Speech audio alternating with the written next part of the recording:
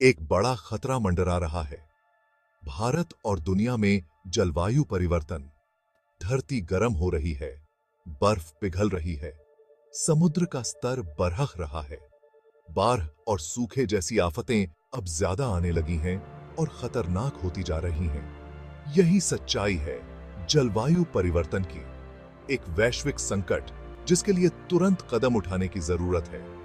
समुद्र के बढ़ते स्तर से मुंबई और कोलकाता जैसे तटीय शहरों को खतरा है। अनियमित मानसून कृषि उत्पादकता को खतरे में डाल रहा है, जिससे लाखों किसान प्रभावित हो रहे हैं। जलवायु संकट की गंभीरता को ज्यादा बयान नहीं किया जा सकता है। एक सस्टेनेबल फ्यूचर को पावर देना, रिन्यूएबल एनर्जी का उदय, सोलर, विंड, हाइड्रो और जियोथर्मल एनर्जी क्लीन और सस्टेनेबल विकल्प प्रदान करते हैं। इंडिया रिन्यूएबल एनर्जी में एक ग्लोबल लीडर के रूप में उभरा है। दुनिया के सबसे बड़े सोलर पार्क, भादला सोलर पार्क का घर। रिन्यूएबल एनर्जी सेक्टर अभूतपूर्व वृद्धि का अनुभव कर रहा है। रिन्यूएबल एनर्जी में बदलाव उत्सर्जन को कम करता और नौकरियां पैदा करता है। अपनी धरती का पालन पोषण करना, खाद्य सुरक्षा के लिए सस्टेनेबल एग्रीकल्चर। कृषि जलवायु परिवर्तन का एक कारण और पीड़ित दोनों है। इंटेंसिव फार्मिंग प्रैक्टिसेस बहुत सारे ग्रीन हाउस गैसेस रिलीज करते हैं, जबकि क्लाइमेट चेंज फसल की पैदावार और खाद्य सुरक्षा को प्रभावित करता है। सस्टेनेबल एग्रीकल्चर आगे का रास्ता दिखाता है। एग्रोफॉरेस्ट्री, क्रॉप रोटेशन और कंजर्वेशन टिलेज जैसी प्रथाएं मिट्टी में कार्बन को अलग करने, उत्सर्जन को कम करने और मिट्टी के स्वास्थ्य को बढ़ावा देने में मदद करती हैं। ऑर्गेनिक फार्मिंग सिंथेटिक कीटनाशकों और उर्वरकों के उपयोग को समाप्त करता है और पर्यावरणीय प्रभाव को कम करता है। भारत में टिम्बाक्टू कलेक्टिव जैसे संगठन सस्टेनेबल एग्रीकल्चर प्रथाओं को बढ़ावा देने के लिए किसानों के साथ काम करते हैं। पारंपरिक ज्ञान को पुनर्जीवित करके और आधुनिक तकनीकों को शामिल करके किसान मिट्टी की उर्वरता में सुधार कर रहे हैं, पानी का संरक्षण कर रहे हैं और जलवायु परिवर्तन के प्रति अपनी क्षमता बढ़ाया है।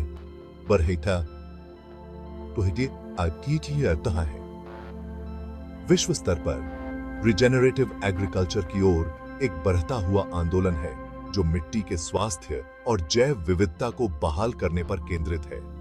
छोटे पैमाने के खेतों से लेकर बड़े कृषि कार्यों तक किसान जलवायु परिवर्तन को कम करने और बढ़ती आबादी के लिए खाद्य सुरक्षा सुनिश्चित करने के लिए टिकाऊ प्रथाओं को अपना रहे हैं। अपनी प्राकृतिक विरासत को संरक्षित करना, कंजर्वेशन एफर्ट्स इन एक्शन। हमारे जंगलों, महासागरों और पारिस्थितिक तंत्रों की रक्षा और उन्हें बहाल करना जलवायु परिवर्तन का मुकाबला करने के लिए महत्वपूर्ण है। वन कार्बन सिंक के रूप में कार्य करते हैं, जो वातावरण से भारी मात्रा में कार्बन डाइऑक्साइड को अवशोषित करते हैं। महासागर वैश्विक जलवायु को नियंत्रित करते हैं और गर्मी को अवशोषित करते हैं। भारत वनस्पतियों और जीवों की एक उल्लेखनीय विविधता का घर है।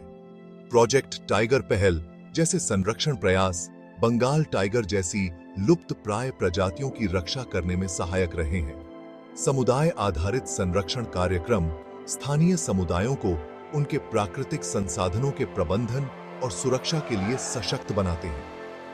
विश्व स्तर पर जलवायु परिवर्तन के प्रकृति आधारित समाधानों के महत्व की बढ़ती मान्यता है। अपमानित जंगलों को बहाल करने के लिए पुनर्वनीकरण के प्रयास चल रहे हैं। समुद्री जैव विविधता के संरक्षण के लिए समुद्री संरक्षित क्षेत्रों की स्थापना की जा रही है। ये प्रयास जलवायु परिवर्तन को कम करने और आने वाली पीढ़ियों के लिए ग्रह की प्राकृतिक विरासत को संरक्षित करने के लिए आवश्यक है। भाग 5, टेक्नोलॉजी की भूमिका, innovations for a greener tomorrow. जलवायु संकट से निपटने में टेक्नोलॉजी की अहम भूमिका है। रिन्यूएबल एनर्जी टेक्नोलॉजीज से लेकर कार्बन कैप्चर और स्टोरेज सिस्टम तक उत्सर्जन को कम करने और जलवायु परिवर्तन के प्रभावों को कम करने के लिए नवाचार उभर रहे हैं।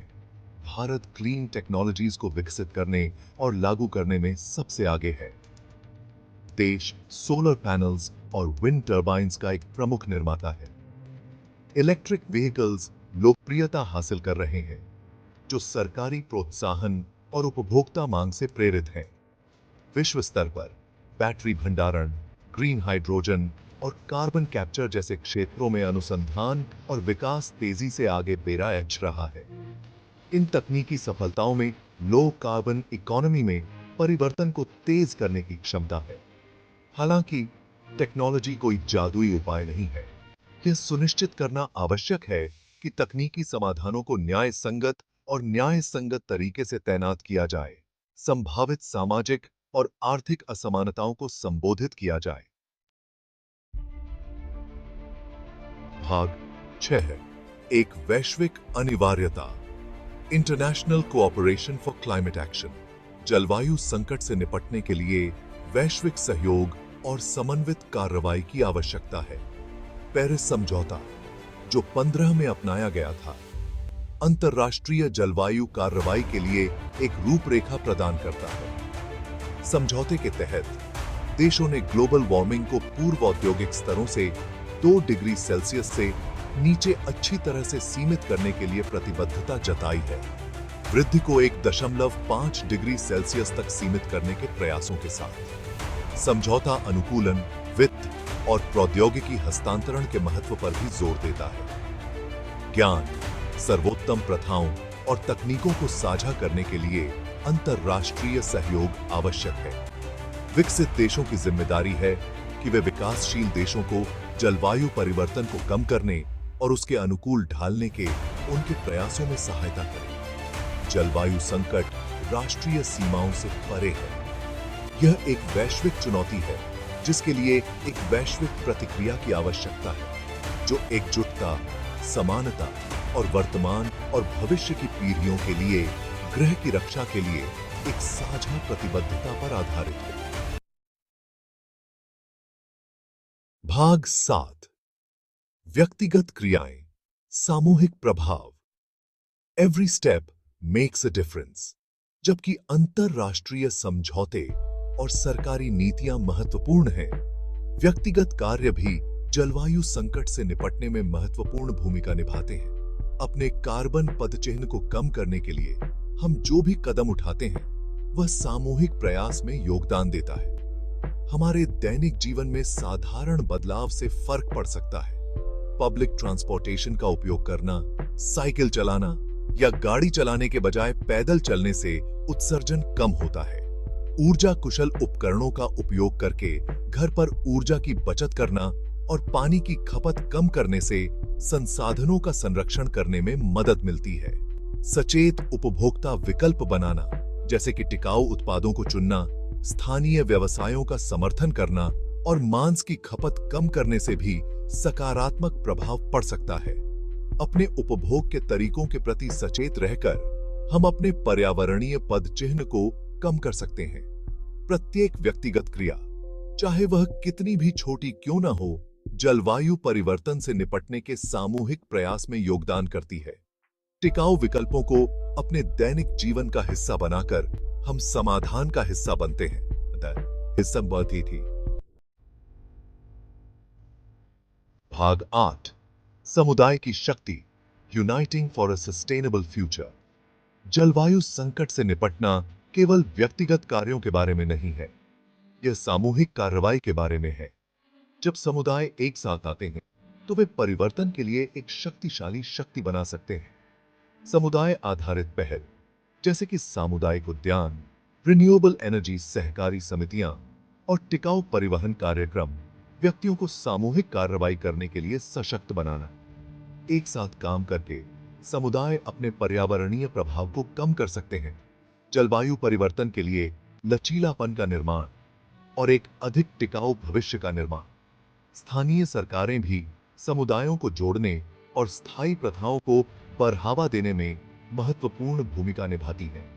ऐसी नीतियों को लागू करके जो अक्षय ऊर्जा, टिकाऊ परिवहन और अपशिष्ट में कमी को बढ़ावा देती हैं, स्थानीय अधिकारी समुदाय के नेतृत्व वाली जलवायु कार्रवाई के लिए एक सक्षम वातावरण बना सकते हैं।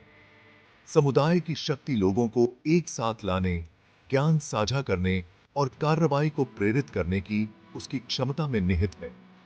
जब समुदाय एक समान उद्देश्य के लिए एकजुट होते हैं, तो वे जलवायु परिवर्तन के खिलाफ लड़ाई में उल्लेखनीय परिणाम प्राप्त कर सकते हैं। भाग 9, एक आशावान क्षितिज। Towards a climate resilient world. जलवायु संकट एक कठिन चुनौती है, लेकिन यह नाकाबिल नहीं है। कार्य करने का, जलवायु परिवर्तन के प्रभावों को कम करने और अधिक टिकाऊ और लचीला भविष्य बनाने का समय अभी भी है। उपाय हमारी पहुंच के भीतर हैं। रिन्यूएबल एनर्जी टेक्नोलॉजीज तेजी से आगे बेरेच रही हैं। सस्टेनेबल एग्रीकल्चर प्रथाओं को गति मिल रही है। संरक्षण के प्रयास हमारे ग्रह की प्राकृतिक विरासत की रक्षा कर रहे हैं और दुनिया भर के समुदाय कार्रवाई की मांग के लिए एकजुट हो रहे हैं। लो कार्बन इकोनॉमी में परिवर्तन के लिए हमारे ऊर्जा तंत्र, हमारी कृषि पद्धतियों और हमारे उपभोग पैटर्न में एक बुनियादी बदलाव की आवश्यकता होगी। इसके लिए नवाचार, सहयोग और आने वाली पीढ़ियों के लिए ग्रह की रक्षा के लिए एक साझा प्रतिबद्धता की आवश्यकता होगी। चुनौतियां महत्वपूर्ण हैं, लेकिन अवसर भी उतने ही हैं। जलवायु परिवर्तन की चुनौती को स्वीकार करके हम सभी के लिए एक अधिक न्यायपूर्ण, न्याय संगत और टिकाऊ दुनिया का निर्माण कर सकते हैं। भविष्य हमारे हाथ में है।